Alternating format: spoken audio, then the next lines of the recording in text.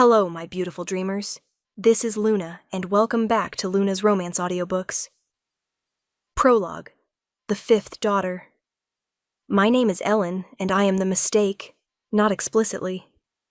My parents never said those words, but I've known since I was old enough to understand that I wasn't supposed to exist. 4 daughters was already considered excessive in werewolf society. 4 daughters meant no male heir.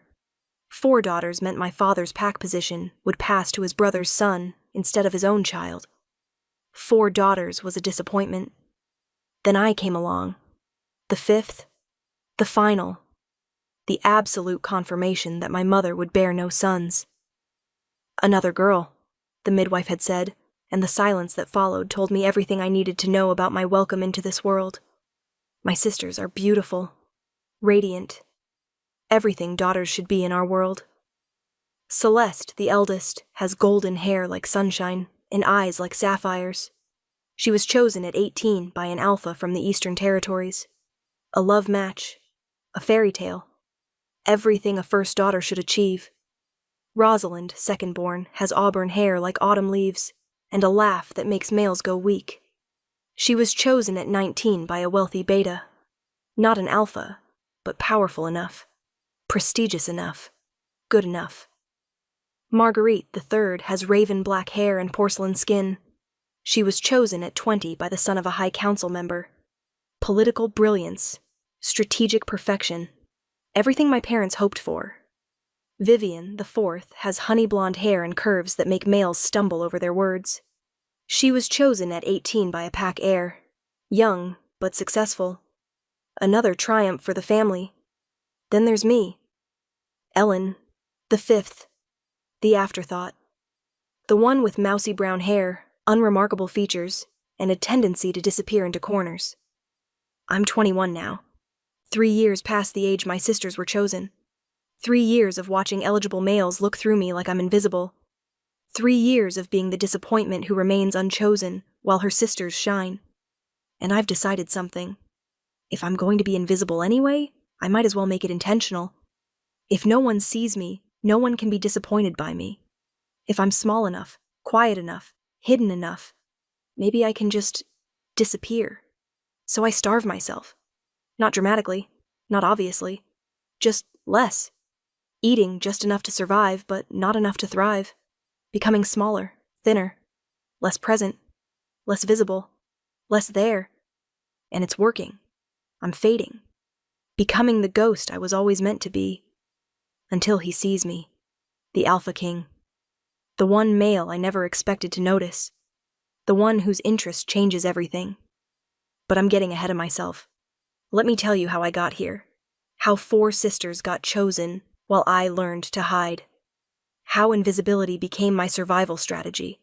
How the Alpha King found interest in the girl who was trying desperately not to be seen.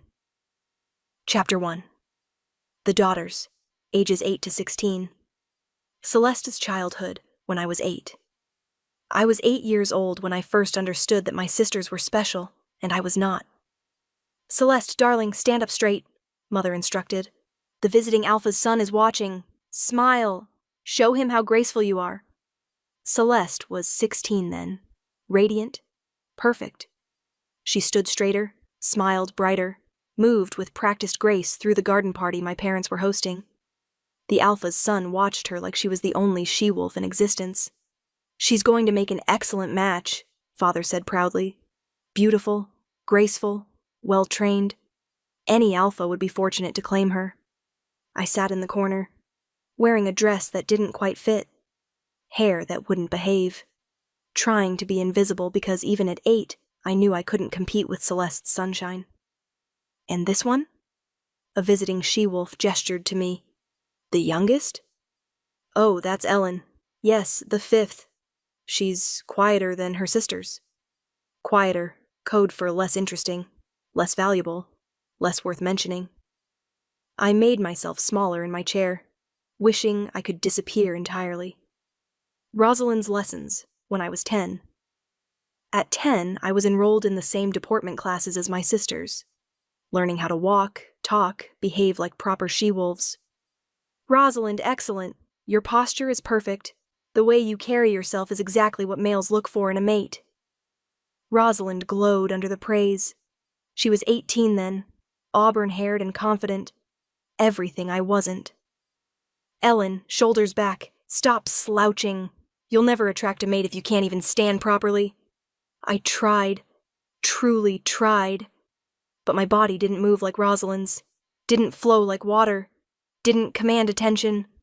"She's hopeless," one instructor whispered to another, thinking I couldn't hear. "Nothing like her sisters? Mousy? Plain? She'll be lucky if anyone claims her at all." That night I looked in the mirror. Really looked. Saw what they saw. Mousy brown hair, unremarkable brown eyes, features that didn't stand out. A body that was just average. Not golden like Celeste. Not graceful like Rosalind. Not striking like Marguerite. Not curvaceous like Vivian. Just plain, forgettable, invisible. Maybe that was okay. Maybe being invisible meant I wouldn't disappoint anyone, wouldn't fail to live up to standards I could never meet anyway. Marguerite's debut, when I was 12. The year I turned 12, Marguerite made her formal debut at the Lunar Festival. She was 18, raven-haired, breathtaking. "She'll be chosen tonight," Mother predicted. "Look at her. Absolutely stunning. The High Counselor's son has been watching her for months." The festival was magnificent. Hundreds of wolves, music, dancing. She-wolves in their finest gowns, hoping to be chosen. Marguerite wore midnight blue, moved through the crowd like royalty. Males gravitated toward her like moths to flame. "All 3 of your daughters are remarkable," someone told my parents. "You must be so proud." 3 daughters, not 4. They'd forgotten I existed. I was there, in the corner, in a too simple dress, trying to be invisible. Succeeding. Marguerite was claimed that night by the High Counselor's son, exactly as predicted. Another perfect match, another triumph. 3 down, 2 to go, Father joked, but his eyes flicked to me when he said it. And I saw the doubt, the concern, the knowledge that while Vivian would likely be chosen easily, I was a different story. I was the problem, the one who might not get chosen at all. Vivian's transformation, when I was 14. At 14, I watched Vivian transform from a pretty girl into a devastating woman. She was 16 then, developing curves that made males trip over their own feet, honey blonde hair that caught light like magic, a smile that promised everything. "Vivian, you're going to be chosen quickly," Mother predicted. "Probably before you even debut. Look at you. Absolutely irresistible." Vivian preened under the attention, practiced her smiles, learned to use her beauty like a weapon. "Ellen, you should watch your sister. Learn how she carries herself, how she attracts attention. You'll need those skills when you debut." If I debut, I thought, if anyone even notices me enough to care whether I'm available. "She's nothing like Vivian," I heard the deportment instructor say. "None of the presence, none of the appeal. Honestly, I don't know what they'll do with her." Neither did I. I was 14 and already written off as the daughter who wouldn't measure up, the one who'd be lucky to attract any interest at all. So I started eating less, not consciously at first, just picking at meals, claiming I wasn't hungry, skipping breakfast, eating smaller portions, making myself smaller to match how small I felt inside. My realization, age 16. At 16, I had my debut, required by tradition, expected by society. I wore pale pink, simple, unremarkable, like me. "Try to smile," Mother instructed. "Try to be appealing. Your sisters were all chosen by this age. You need to make an effort." I tried, truly, smiled, made conversation, tried to be noticed. Males looked past me, through me, around me, focused on the other debutantes, the prettier ones, the more interesting ones. "Ellen, you need to try harder," Father said after the festival. "You barely spoke to anyone. How do you expect to be chosen if you don't make an effort?" I didn't know how to explain that I had tried, that it didn't matter, that I was invisible no matter what I did. That night, I made a decision. If I was going to be invisible anyway, I'd make it intentional. I'd stop trying to compete with my sister's beauty and just fade, become the ghost everyone already treated me as. I stopped attending social events, stopped trying to be noticed, started eating even less, became quieter, smaller, less present. Ellen is going through a phase, Mother explained to concerned relatives. She'll come around. But I didn't come around. I retreated further, made myself smaller, hoped that if I was invisible enough, no one would notice I was a disappointment. It worked. Sort of. People stopped expecting things from me. Stopped being disappointed when I failed to measure up. But I also stopped existing. Even to myself. Chapter 2. The Choosings, ages 18 to 21. Celeste is claiming, my age 18. I was 18 when Celeste was officially claimed. She was 26, had been courting Alpha Theron of the Eastern Pack for 2 years. The claiming ceremony was magnificent.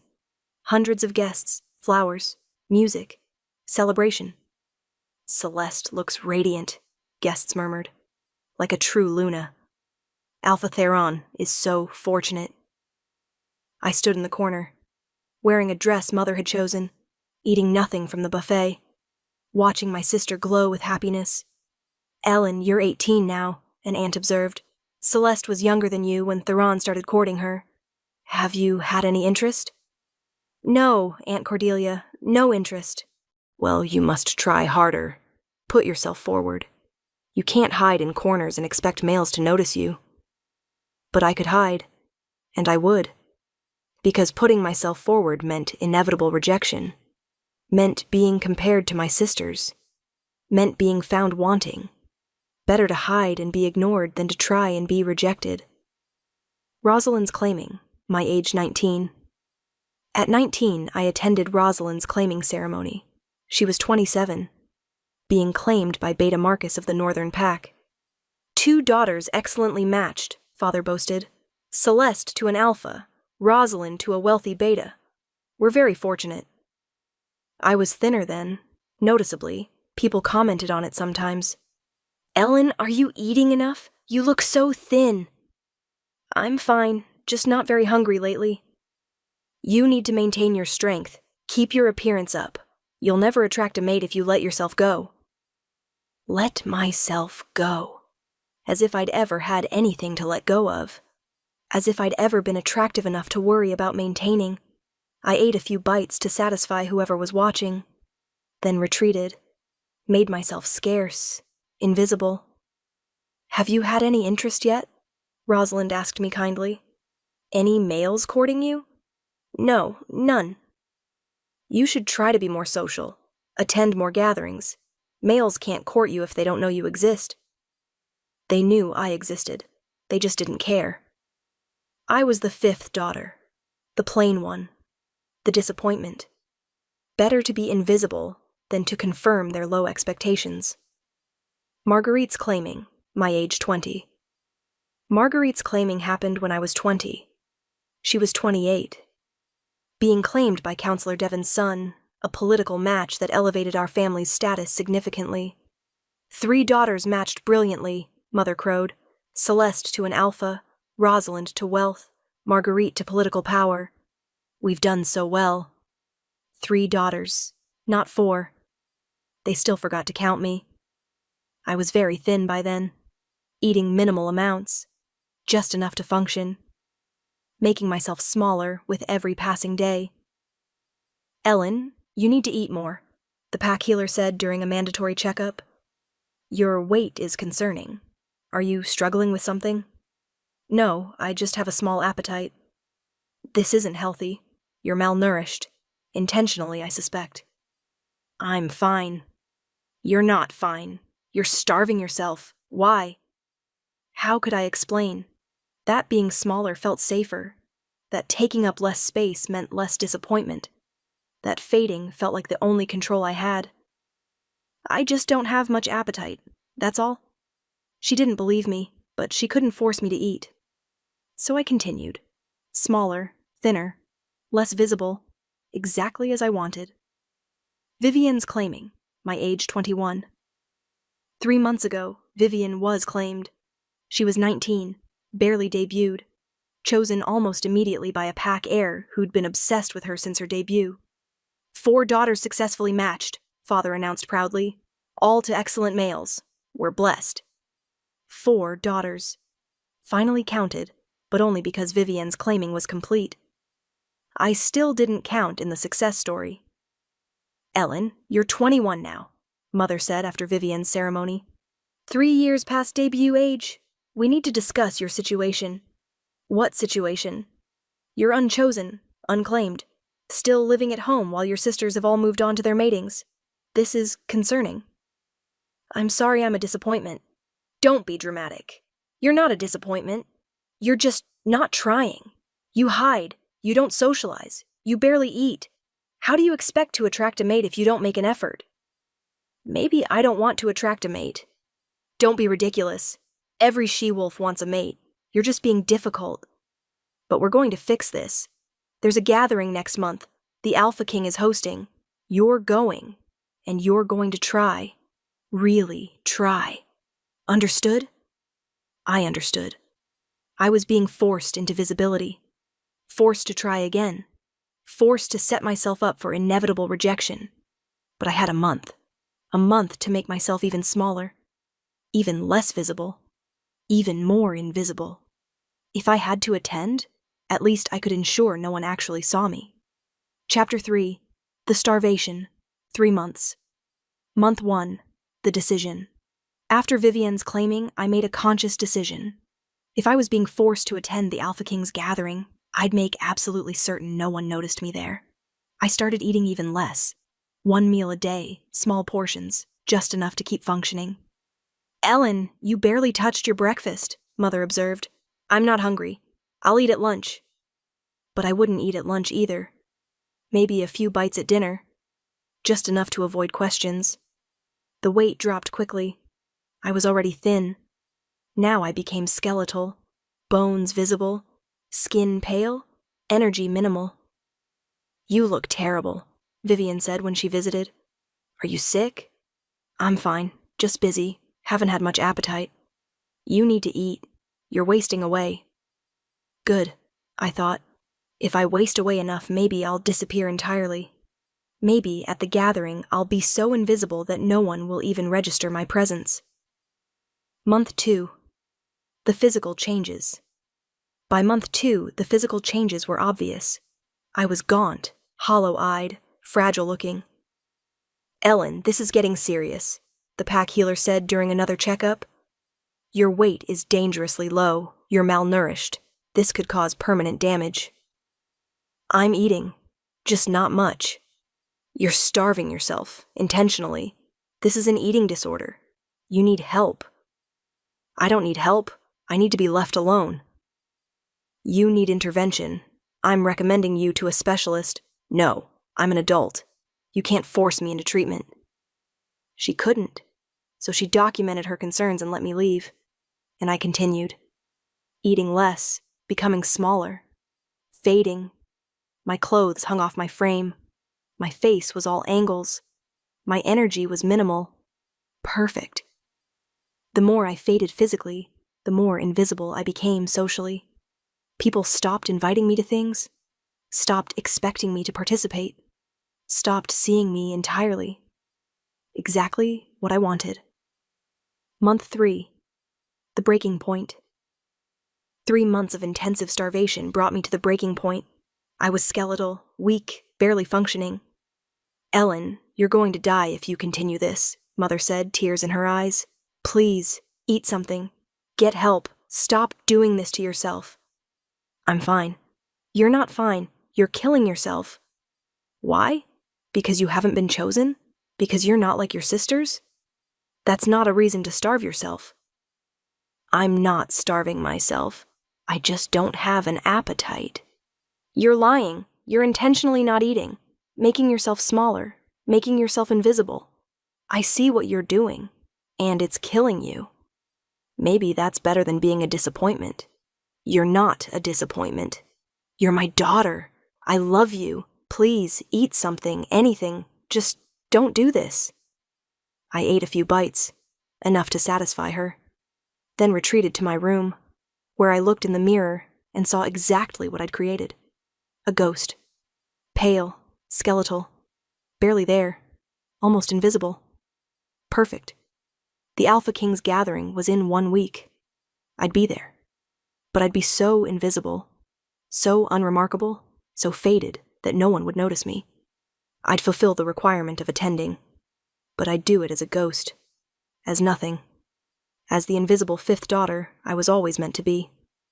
The final week, the week before the gathering, I barely ate at all.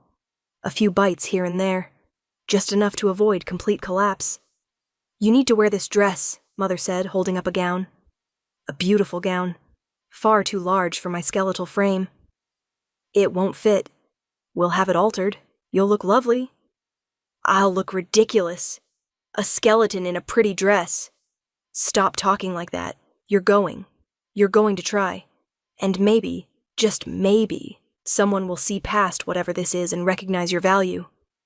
No one would see me. I'd made certain of that. I was invisible, faded, gone. The dress was altered, fitted to my skeletal frame. It looked absurd. A ball gown on a ghost.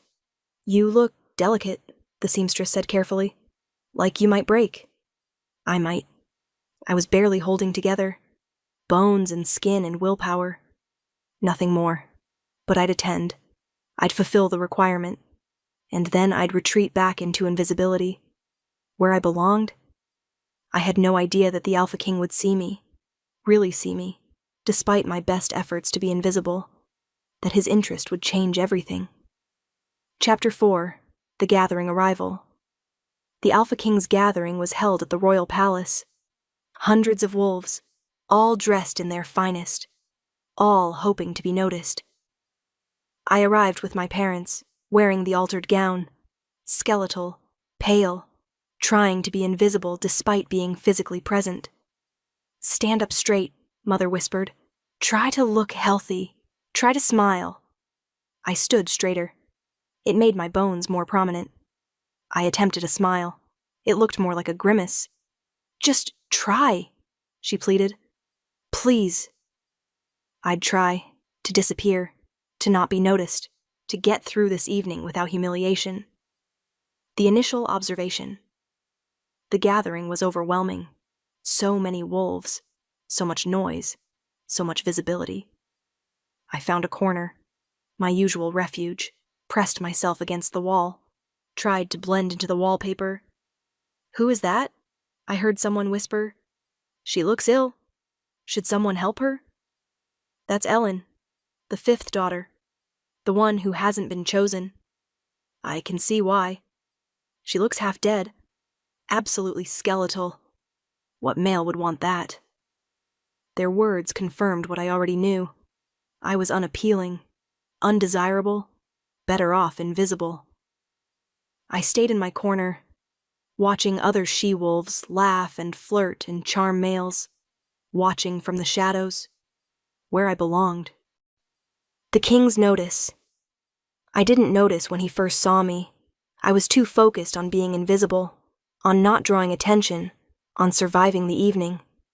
But later I learned that Alpha King Darius had noticed me within minutes of arriving, had asked about me, had been told I was the fifth daughter, the unchosen one, the disappointment. And rather than dismiss me like everyone else, he'd become interested. "Who is the she-wolf in the corner?" he'd asked his beta. "The thin one, trying to disappear." "That's Ellen, daughter of Beta Garrett. She has 4 sisters, all successfully mated. She's the only one left. Rumor is she's been refusing to eat, trying to make herself invisible. Trying or succeeding. Both, I suppose. No one pays attention to her. She's practically a ghost. Bring her to me." The summons. I was lost in my own thoughts when a royal guard approached. "Lady Ellen, the Alpha King requests your presence." Terror. Absolute terror. The king wanted to see me? Why? Had I done something wrong? Violated some protocol? Are you certain? He wants to see me? Yes, my lady. Please follow me. I followed, shakily, my skeletal legs barely supporting my weight, my heart racing, my mind spinning with fear. The king stood near his throne, tall, powerful, silver eyes that seemed to see everything. Lady Ellen, he said, his voice deep, commanding. Thank you for coming. Your Majesty? I curtsied, nearly lost my balance, caught myself, stood trembling before him. You're very thin, he observed, not cruelly, just factually. Are you ill? No, Your Majesty, I'm fine. You don't look fine. You look like you're starving. Are you eating enough? How did I answer that? Admit I was intentionally starving myself? Lie and claim I was eating normally? I have a small appetite, Your Majesty. I'm naturally thin. No one is naturally that thin. You're skeletal. Your bones are visible through your skin. This isn't natural. This is intentional. Isn't it? He saw through me, saw past my lies, saw what I was doing. I prefer to eat lightly, Your Majesty. That's not eating lightly. That's starving. Why? I don't understand the question. Why are you starving yourself? What purpose does it serve? I couldn't answer, couldn't explain, couldn't admit that becoming invisible felt like the only control I had. I'm sorry if I've offended, Your Majesty. I'll leave. Stay, please. I'm not offended. I'm concerned. You're deliberately making yourself invisible, fading, disappearing. I want to understand why. The conversation. We moved to a private alcove, away from the crowd, where we could speak without being overheard. Tell me about your sisters, the king said. My sisters, Your Majesty. Yes, I've heard you have 4, all successfully mated, all beautiful, all everything you're apparently not. Tell me about them. Celeste is the eldest. She's mated to an alpha. She's beautiful, golden, perfect. And the second? Rosalind. She's graceful, charming, mated to a wealthy beta. Third? Marguerite. Striking, intelligent, mated to a counselor's son. Fourth? Vivian. She's radiant, curvaceous. She was chosen almost immediately at her debut. And you? I'm the 5th, the mistake, the plain one, the one no one chose. So you decided to make yourself even less choosable? By starving yourself? By fading? If I'm going to be invisible anyway, I might as well make it intentional. That's the saddest thing I've ever heard. His words hit me like a physical blow. Sad. My entire existence was sad.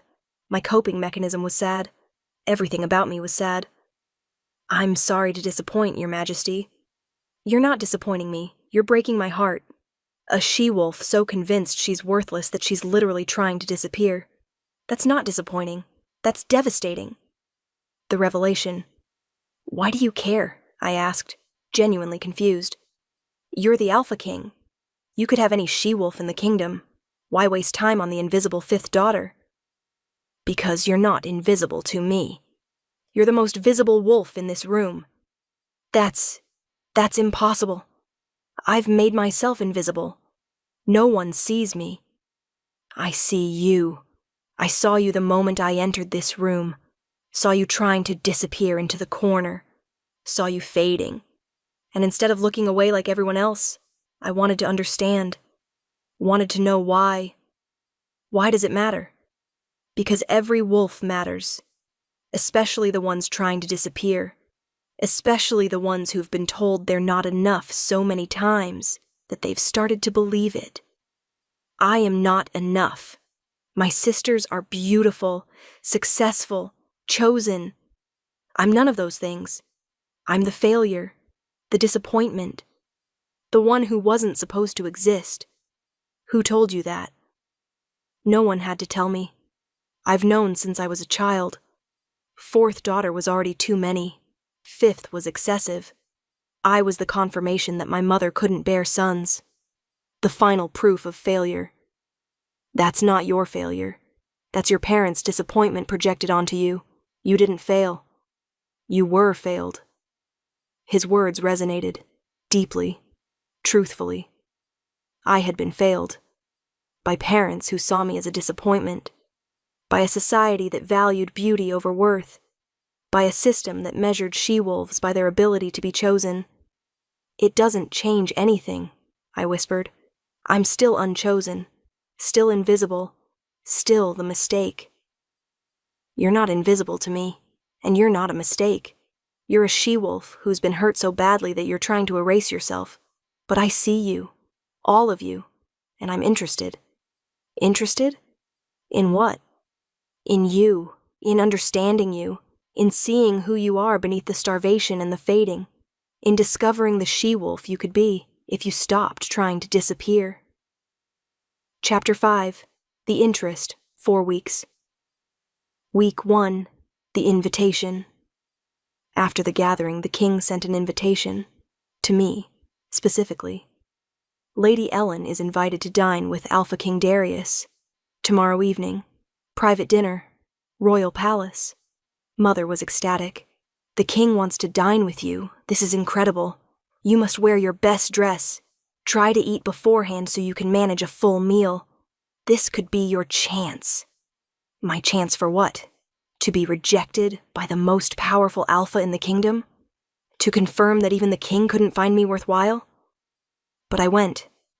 Wore a dress. Tried to eat something beforehand. Failed. Arrived at the palace skeletal and terrified. The first dinner. Lady Ellen, thank you for coming. The king greeted me personally, led me to a private dining room, intimate, just the two of us. Your Majesty, thank you for inviting me.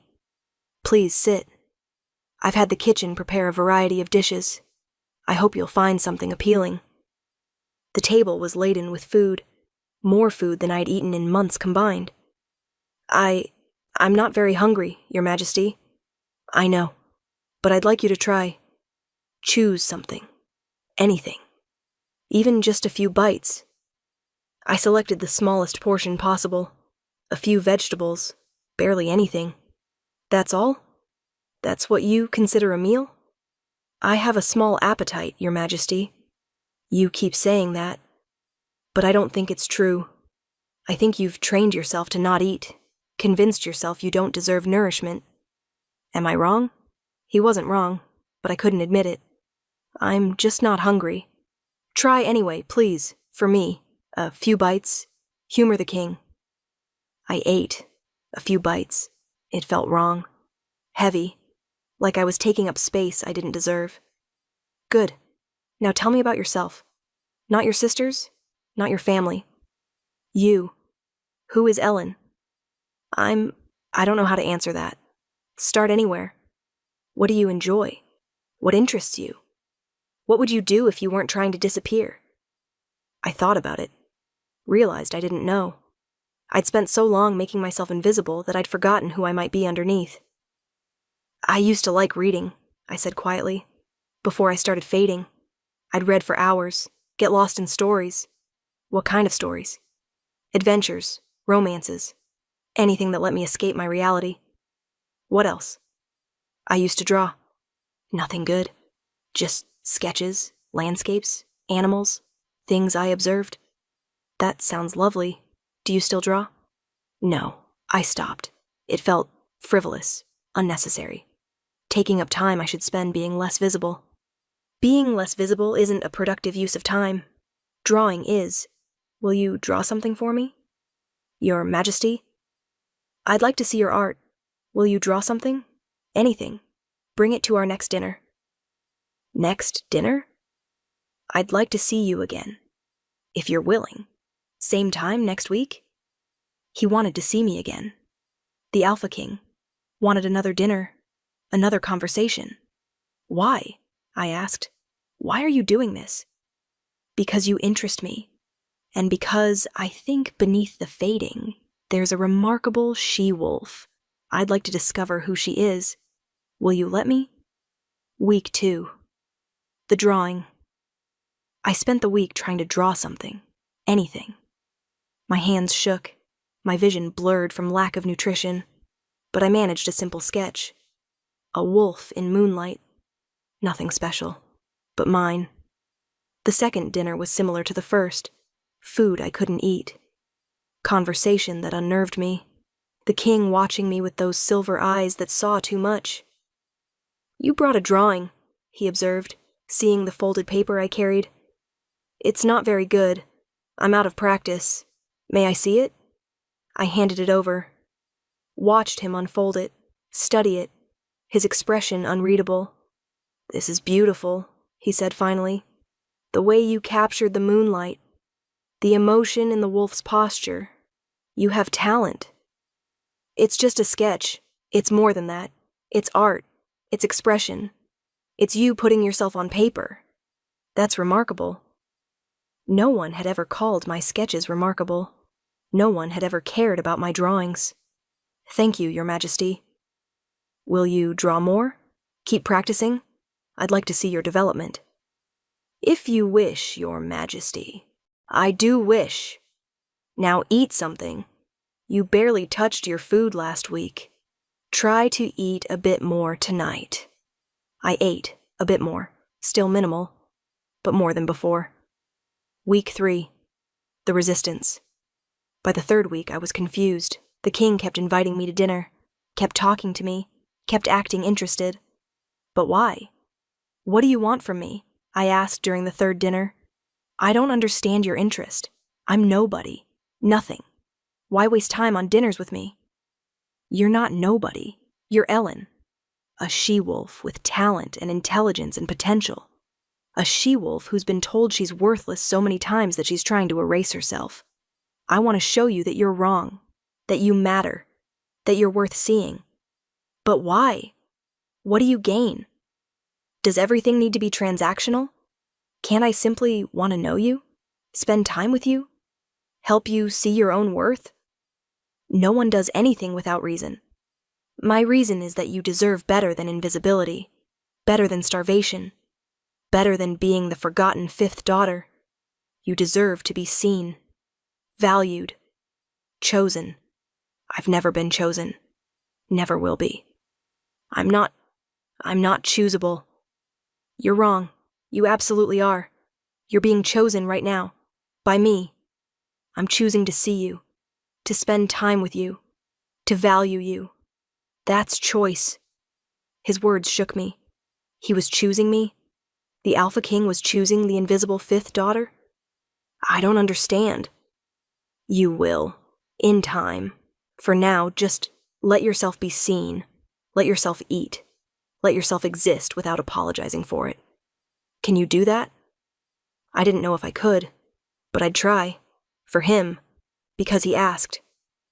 Week 4. The shift by the 4th week, something had shifted. I was still thin, still struggling to eat, still fighting the urge to disappear, but I was also present, more than I'd been in years, because the king saw me, valued me, chose me. "You look less skeletal," he observed during the 4th dinner. "Are you eating more?" "A bit. It's hard. Eating feels wrong, like I don't deserve the nourishment." "You deserve every bit of nourishment, every meal, every moment of health. You deserve to exist without starving yourself." "I'm trying to believe that."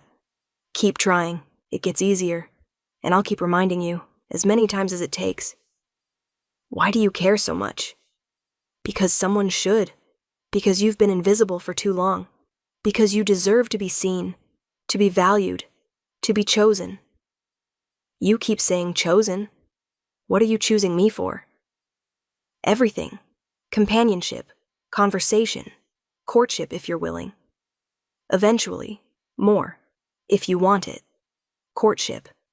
The king wanted to court me. The invisible fifth daughter. The disappointment. The mistake. You can't be serious." "I'm completely serious. I'm interested in you, Ellen. Genuinely. Deeply. I want to court you, properly. If you'll allow it. But my sisters were chosen by alphas and betas and counselors. You're the king. You could have anyone. I want you, not your sisters, not anyone else. You.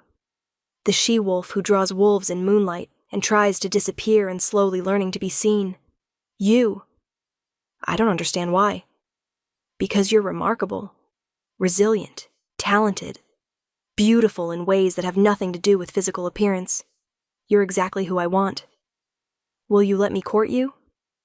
I should say no. Should protect myself from inevitable disappointment. Should retreat into invisibility where it was safe. But I didn't. Because for the first time in my life, someone was choosing me. Really choosing me. Not settling. Not taking what was left. Choosing. Yes, I whispered. Yes, you can court me. His smile was radiant. Thank you. You won't regret this. I promise. Chapter 6. The Courtship. 6 months month. 1. Public acknowledgement. When the king announced he was courting me, the invisible fifth daughter, the shock was universal. He's courting Ellen, the unchosen one? The skeletal girl who hides in corners? This must be some kind of political move. There's no way he's genuinely interested in her. Maybe he feels sorry for her. Pity courtship. It'll end once he realizes she's not worth the effort. The whispers hurt, but the king's actions spoke louder. He took me to public events, walked with me, talked with me, made it clear I was his choice, not his obligation. His choice. People are talking, I said nervously, saying terrible things, questioning your judgment. Let them talk. I know my own mind. I chose you. That's what matters. But your reputation, my reputation is strong enough to withstand gossip. Yours will be too. Let them talk. Eventually they'll see what I see. That you're remarkable. Month 2. The eating. Month 2 of courtship focused on eating. The king made it his mission to help me develop a healthier relationship with food. I've hired a nutritionist, he announced.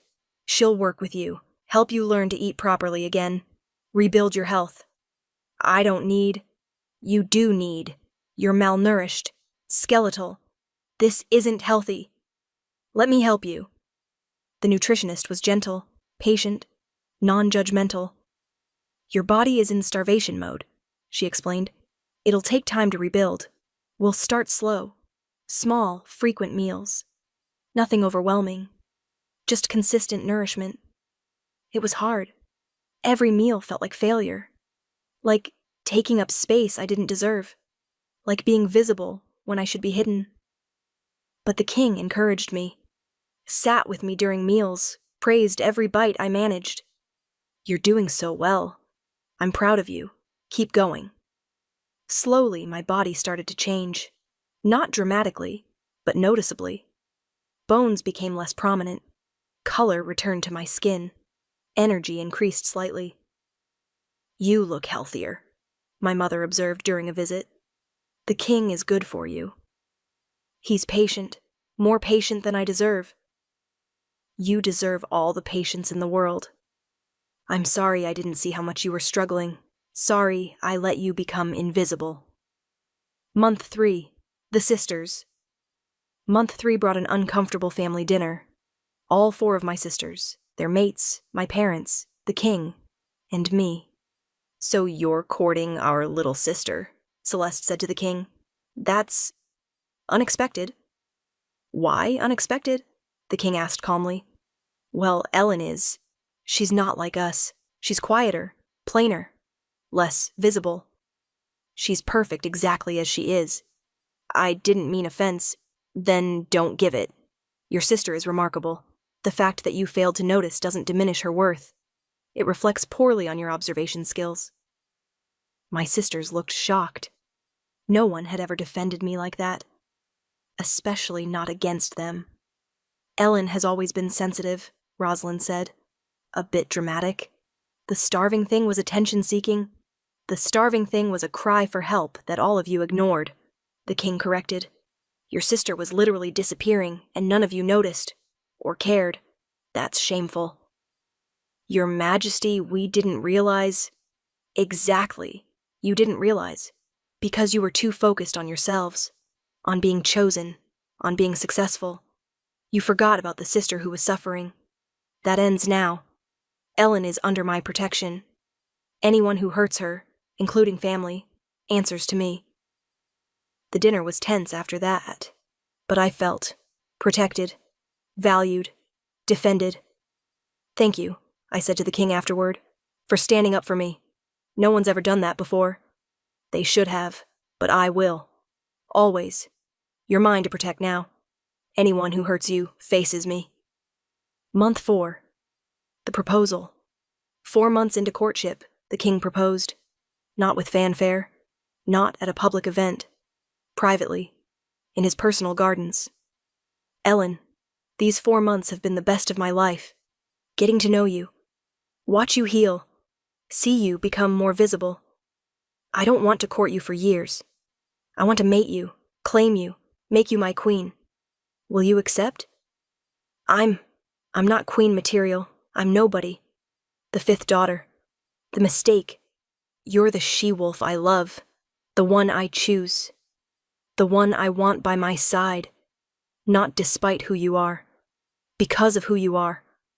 Will you be my mate? My queen? I should say no. Should protect myself. Should assume this was temporary insanity on his part. But I didn't. Because he saw me. Really saw me. And chose me anyway. Yes. Yes, I'll be your mate. Your queen. Yes. Month 5. The preparation. Month 5 was preparation for the mating ceremony, and continued eating recovery. You need to be strong enough for the ceremony, the nutritionist said. It's physically demanding. You need nutrition. Real nutrition. Not minimal eating. I was trying. Truly. Eating more. Gaining weight slowly. Becoming more visible physically. You look beautiful, the king said, seeing me in a pre-ceremony fitting. Healthy. Vibrant. Alive. I feel strange. Taking up more space. Being more visible. You're supposed to take up space. You're going to be queen. Queens don't hide. They shine. I don't know how to shine. You already do. You just haven't noticed, but everyone else has. They're starting to see what I've always seen. That you're remarkable.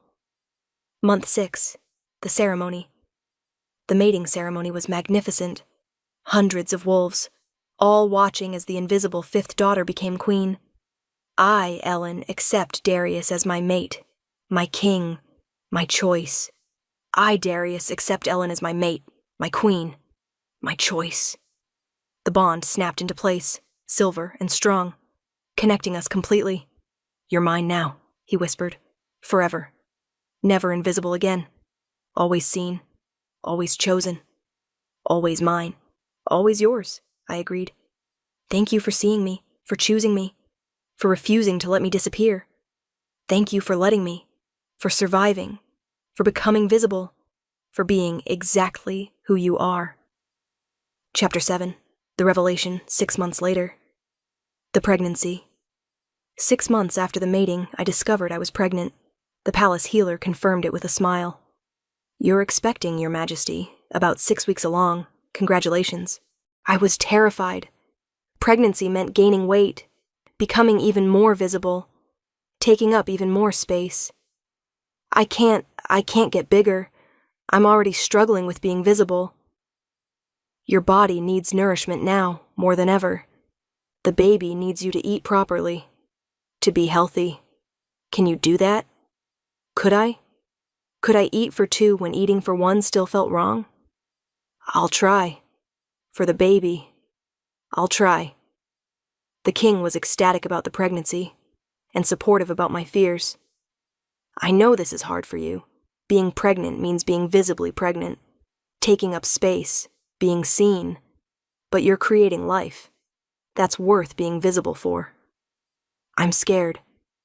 I know, but I'm here. We'll face this together. You're not invisible anymore. You're queen. And soon, you'll be mother. Both roles worth being seen for. The apology. 2 months into the pregnancy, my family requested an audience. All 4 sisters. Both parents. We owe you an apology, Celeste said formally. We failed you, as sisters, as family. We let you become invisible, let you starve, let you suffer. We're sorry. We were so focused on being chosen ourselves that we didn't notice you were disappearing, Rosalind added. That's inexcusable. We should have seen, should have helped, should have cared. I'm sorry I called your starvation attention-seeking, Marguerite said quietly. It wasn't. It was survival, and I'm sorry I dismissed it.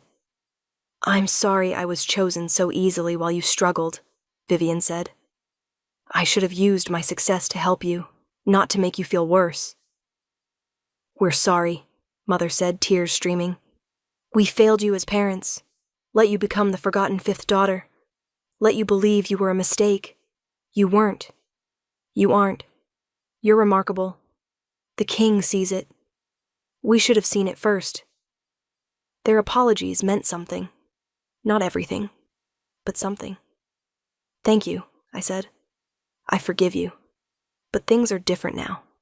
I'm not invisible anymore. I'm seen, chosen, queen. I won't go back to being hidden. We don't want you to, Father said. We want you to shine, as you're doing. We're proud of you, finally, properly proud. The birth. The baby came 8 months later. A daughter. Perfect. Healthy. Loud. She's beautiful, the king said, holding her. Just like her mother. I'm not beautiful. You are. You've always been. You just couldn't see it. But I see it. Our daughter will see it. You're beautiful. Visible. Chosen. Perfect exactly as you are. I looked at my daughter. Realized I didn't want her to ever feel invisible. Ever feel like she needed to disappear. Ever feel like she was a mistake. I want her to always feel seen, I said. Always feel chosen. Always know she matters. She will. Because she has you as a mother. You who knows what invisibility feels like and will never let her experience it. You who survived by disappearing and will teach her to shine. You're exactly the mother she needs. Epilogue. 2 years later, standing in the royal nursery, watching my daughter play, I reflected on how far I'd come. 2 years ago, I was skeletal, starving, trying to disappear, convinced I was a mistake, the forgotten fifth daughter, the invisible one. Now I was queen, mother, healthy, visible, chosen. What are you thinking about? Darius asked, wrapping his arms around me from behind. How different things are. How I used to try so hard to be invisible. How you refused to let me disappear. Best decision I ever made. Seeing you. Choosing you. Loving you. I still struggle sometimes. With eating. With being visible. With believing I deserve this. I know. And I'll keep reminding you. Every day. That you deserve everything. That you're remarkable. That being seen is better than being hidden. My sisters visit tomorrow. With their children. For the family gathering. How do you feel about that? Strange. They're trying. Being better sisters. Acknowledging their failure. But it's complicated. Understandable. They failed you for years. They don't get automatic forgiveness just because you're queen now. I've forgiven them, mostly, but I haven't forgotten. Can't forget. The years of being invisible, of starving, of watching them be chosen while I hid. You don't have to forget. Just move forward. Build new relationships. Let them be better. But on your terms, not theirs. Our daughter toddled over, demanding attention, wanting to be seen. Mama, see? I see you, darling. I always see you. And I meant it. I'd always see her. Always make sure she felt visible, chosen, valued, everything I wasn't for too long. You're an amazing mother, Darius said softly. She'll never feel invisible. Never feel like she needs to disappear. Because you'll make sure she's always seen. Always. No child of mine will ever starve themselves for invisibility. Ever feel like being seen is dangerous. Ever hide because shining feels impossible. She's lucky to have you. I'm lucky to have you. You saw me when everyone else looked away, chose me when I was trying to disappear, refused to let me be invisible. Because you were worth seeing, worth choosing, worth everything. Looking at my family, my mate, my daughter, my life, I realized something. Being seen was better than being hidden. Being chosen was better than being ignored. Being visible was better than being invisible. I'd spent years trying to disappear, starving myself into nothingness, hiding while my sisters shone. But then the Alpha King found interest in the she-wolf, trying to be unseen. And everything changed. I was still the fifth daughter. But I wasn't a mistake anymore. I was a choice. His choice. My own choice. A choice to be visible. To be seen. To exist without apologizing. And I'd never be invisible again. Sometimes the most powerful thing is being seen when you're trying to hide. Being chosen when you think you're unchosen. Being valued when you've convinced yourself you're worthless. The Alpha King saw me and refused to look away. And I became visible. Finally, truly, wonderfully visible. No more starvation. No more hiding. No more disappearing. Just being seen, chosen, loved, exactly as I was meant to be. Closing. And there you have it, my beautiful dreamers. The story of Ellen and Darius, proof that invisibility is sometimes survival. Being seen can be terrifying, and sometimes the right person refuses to let you disappear no matter how hard you try. Did this story move you? Did you feel Ellen's struggle to be invisible and her journey to being seen? Did you believe in Darius's determination to choose her? Then show me some love. Hit that like button, drop a comment telling me what you think about the King's refusal to let her hide, and subscribe to Luna's Romance audiobooks so you never miss another tale of being hidden and being found. I want to know, have you ever felt invisible? Have you ever tried to disappear? How did you find your way back to being seen? Tell me in the comments. Until next time, my dreamers, may you always be seen by those who matter. May your hiding become unnecessary. And may you find someone who chooses you exactly as you are. This is Luna, signing off. Sweet dreams, beautiful souls.